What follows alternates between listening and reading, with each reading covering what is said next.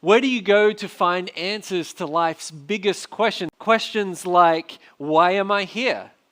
Why do I exist? How should I live my life? And does it really even matter how I live my life? And what happens to me when I die? Every person has to wrestle with these type of questions.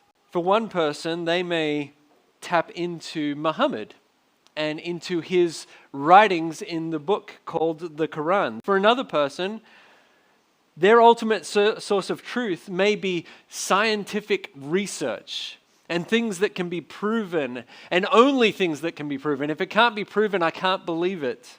What's ironic about that third person is that if somebody makes a statement saying, I don't believe that there's a source of truth, they have, by making that statement, made themselves the ultimate source of truth. And in each of those people, they would find very different answers to life's biggest questions.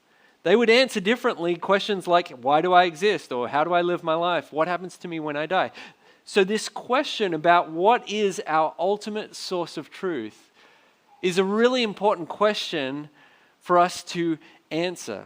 A Christian believes that God is the ultimate source of truth.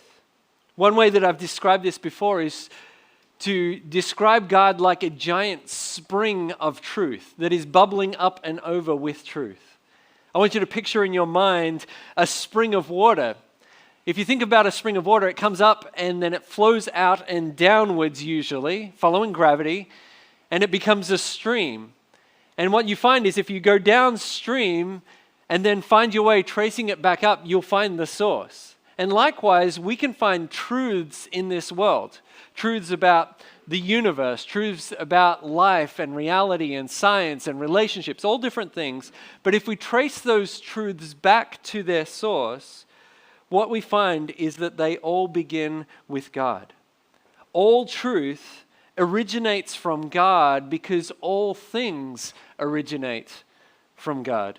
God has given us His truth in something very tangible, something that we can handle, something that we can see and read and even read out and speak to others.